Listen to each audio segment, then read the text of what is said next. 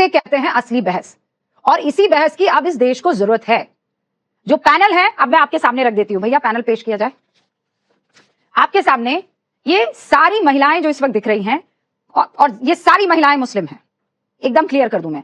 मौलाना रशीदी साहब को अभी मैंने एंड टाइम पर इनवाइट किया है, क्योंकि एक जो महिला मेहमान हमारे साथ मौजूद थी, उनके कमर में थोड़ा दर्द हो गया, तो हमने कहा भैया पक्ष कौन रखेगा, इसीलिए जरूरी है कि पक्ष रखने के लिए कोई मौजूद हो। मौलाना साहब ने कहा भैया मैं यहाँ हाजिर हूं, तो इनको हमने इन्वाइट कर दिया। लेकिन बाकी जितनी भी महिलाएं आपको दिखाई दे रही है, अव्वल चीज ये समझ लीजिए, मामला इस्लाम से जुड़ा हुआ है, तो इस्लाम को जानने वाली ये सारी महिलाएं हैं।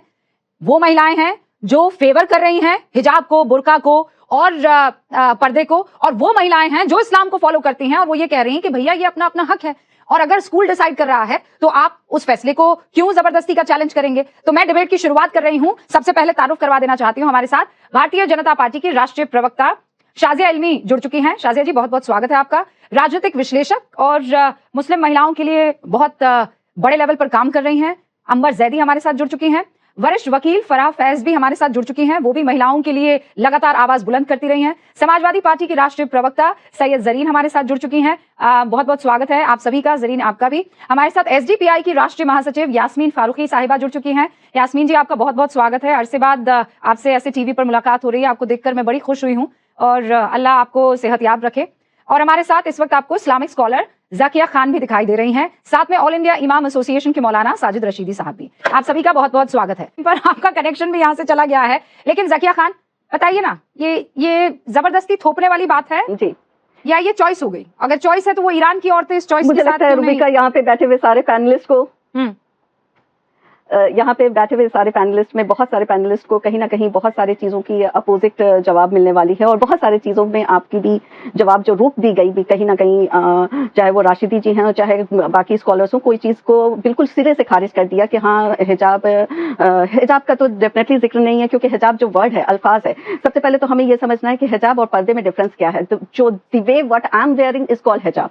हिजाब इज समथिंग जो आपको स्कार्फ है, जैसे आपका हेयर ढके, हेयर को स्पेशली आपको ढकना है, and it should come till up to chest, बस दैट इज कॉल्ड हिजाब। आप जब बोरखा लेते हैं या चादर लेते हैं that is a full covering, abaya लेते हैं that is a full covering, उसमें ही जलबाब कहा गया है, उसमें ही चादर का जिक्र हुआ है, और बताते ये जिक्र है हमारे कुरान में लिखा है। हाँ, साथ में ये भी लिखा है कि बच्चियों को अगर ढकने के लिए कहा गया है तो मर्दों को भी कहा गया। ये कोई डाउट नहीं है कि कोई भी चीज इस्लाम में ऐसा कहा गया हो जहाँ पे एक वर्जन के लिए, एक फर्जन को आगे बढ़ाने की बात हो, अगर चाहे पढ़ाई की भी बात हो, तो उसमें भी सारे इक्वलिटी के साथ सबके लिए इन्फोर्समेंट की बात की गई है, ना कि सिर्फ ये कि मर्द बच्चों को बढ़ाया जाए। बहुत सारी जगह पे इस तरह की कंफ्यूजन आती है। कौन सा हिजाब है बताइए मुझे? मिलता है मतलब मुझे मार्केट में ये औरतों के लिए तो बहुत सारे किमर मिल जाता है, हिजाब मिल जाता है, निकाब मिल जाता है, शाइला मिल जाता है।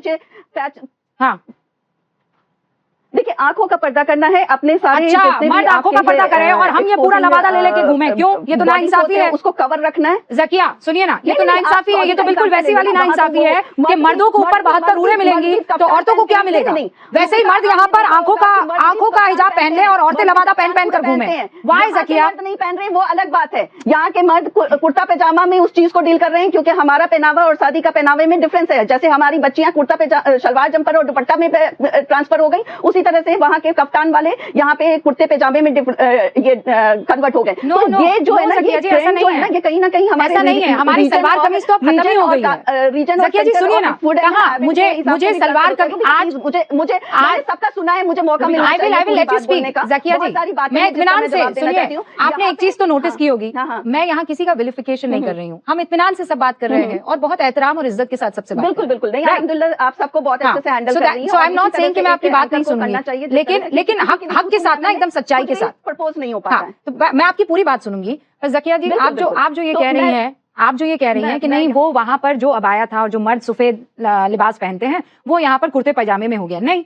मैंने ऐसे बहुत सी फैमिलीज को देखा है जहां औरतें पूरी ऊपर से लेकर नीचे तक निकाब, पूरा अबाया और जितने और दूसरे कपड़े हो सकते हैं वो। अरे तो फिर आप सिर्फ औरत पर ही क्यों लाजमी, तो मर्दों को भी कहा जाए ना। पता नहीं कौन सा आंख का हिजाब लेकर घूमते हैं। It should be done for both ना। मैं तुम्हारा 100% फेवर करती हूँ, नहीं, this is very true and it is 100% appreciable कि आपने ये बात रखी और ये बात कॉमनली यूज होनी चाहिए। लेकिन आप ये बात समझिए कि इससे कहीं पे भी इस्लाम, कुरान, हदीस टारगेट नहीं किया जा सकता। इससे वो इंसान टारगेट किया जा सकता है जो इंसान उस चीज को फॉलो या अनफॉलो कर रहा है या उसकी बात कर रहा है। अब यहाँ पे मैं इस्लामिक स्कॉलर बन के बैठी हूँ, अगर मैं इस्लाम के बारे में कुछ गलत बोलती हूँ, which is not interpreted in the Quran, not interpreted in the hadith, not interpreted in any way in the lifestyle of हजरत सल्लल्लाहु अलैहि वसल्लम, तो how does it make them difference? ये तो मेरी गलतियां है ना, ये इसके लिए जिम्मेदार मैं हूँ, मेरे को सजा मिलेगी यहाँ भी और तो यहाँ किसने बोला है? मैंने तो किसी ने ऐसा नहीं बोला, ना इस्लाम को जिम्मेदार कहा जा रहा है, ना यहाँ हदीस का जिक्र किया जा रहा है, ना हुजूर सल्लल्लाहु अलैहि वसल्लम ने क्या कहा नहीं कहा उसका। मैं बहुत सेंसिटिविटी के साथ, मैं खुद फॉलो करने वाली हूँ